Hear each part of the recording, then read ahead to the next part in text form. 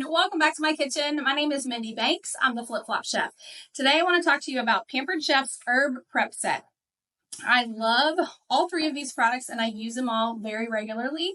I wish I could tell you that they were sold separately, but for now, these are only sold as a set, but I think you're going to love having all three of them. So what I'm going to show you today is our herb keeper, our herb mill, and the herb stripper. So I do have a tower garden and I love being able to say that I grow all of my own herbs, and I've been able to grow a whole lot more than that. So today I'm going to show you some parsley, 2 different varieties of kale, and Swiss chard using some of these products. So the first thing I want to talk about is the herb keeper. So if you are buying your herbs at the store, or if you're growing them fresh and you need to trim some of them off, this is a great way to keep your produce lasting longer. So this has a little lid. I very rarely use a lid because I usually have so much coming out of this that I don't need it. But this is great for cilantro, parsley. It's great for green onions. I learned that maybe sometime last year. I just cut the bottoms of my green onions and put them in water.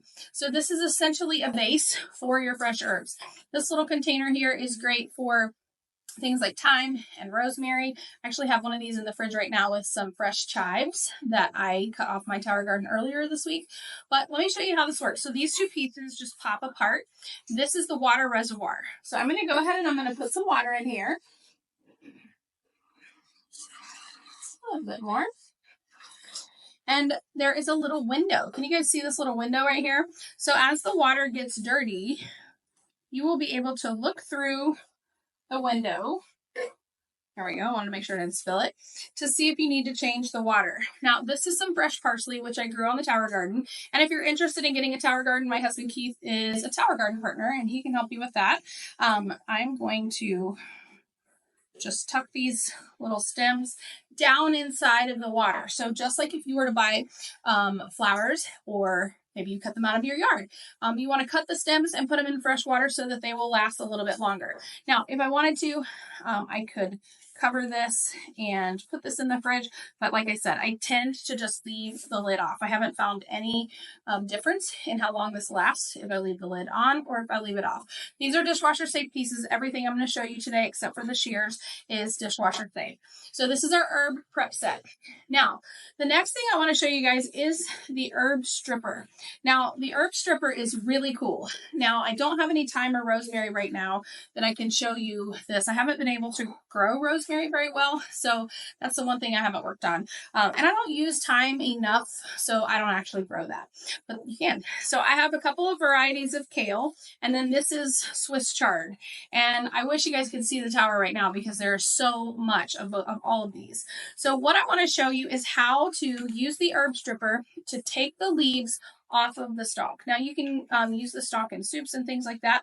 I actually have really grown for loving Swiss chard because I love spinach, and spinach grows best in cold weather, which we don't have a whole lot here in Florida.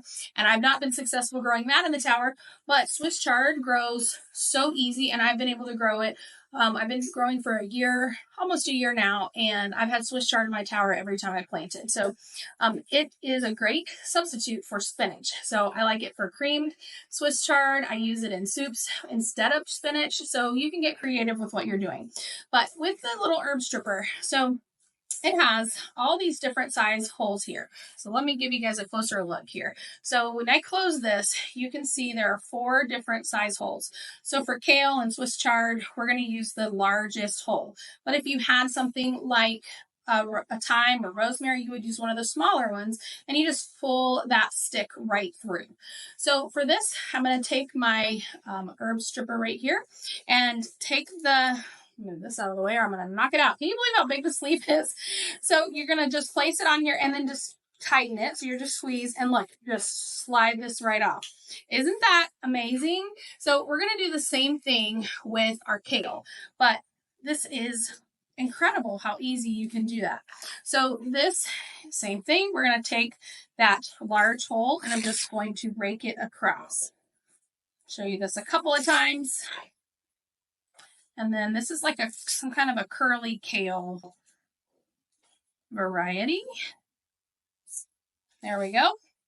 So that's the herb stripper. And I've got all these greens here. So I could actually cook all of this like in a soup, or you could saute it with some garlic. Maybe some of our garlic parmesan oil would be great. You got lots of options.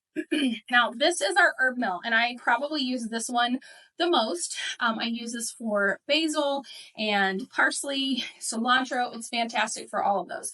Couple ways that you can use this. So the way it was designed, I need to use the same hands I normally do. I had it flipped around the opposite way. The way I usually use it and the way it was designed is that you put the herbs in here, and then this ball weighs it down and pushes it through the mill. But I learned from a friend that you can just skip that part and just hold your herbs in the top. This isn't going to hurt you. It's plastic, so it's not going to cause you any harm. I'm going to just snip off some of this parsley here, and I'll show you how this works. So place this in here, and look, you're just going to start twisting, and you can grind that right up. So I'm going to show you again. I'm going to cut off a little bit more. I'm going to stick it just right on the top and kind of start it with my fingers, and then chop it. Now I'll show you the other way that you can use it, which is actually how it was designed to be used. But I have to tell you that since I started doing it the other way, I don't even use that little container anymore. But you can fill the container like this. The weighted ball goes in the bottom. You're going to attach these two pieces, and if you want, you can shake them.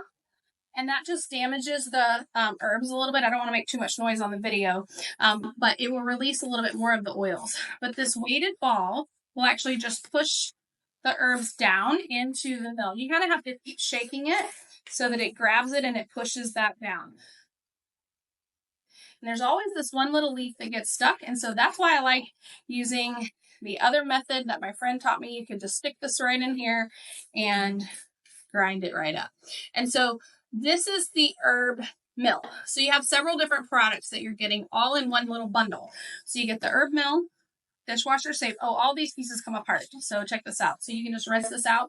I do recommend getting one of our dual-sided cleaning brushes. It makes it real easy to get any of the little pieces that might be stuck out. But what I do is I just run water into the mill and I just twist, and it washes most of it out. So the herb mill, the herb keeper, and the herb stripper. And like I said, I love using all of these. I use them very regularly, but I think this is what blows me away the most, is how easy it is to just strip off that Swiss chard and the kale right off of the stems. So if you have any questions, or if you'd like to purchase the herb prep set, there's a shopping link on any page that you might be watching this on. And I would love the opportunity to be your consultant. I've been with Pampered Chef over 25 years, and I look forward to helping you with anything that you need. Don't forget to go to my recipe community. You can go to theflipflopchef.com. There's a button at the top that'll take you right there. Until next time, I'll see you soon.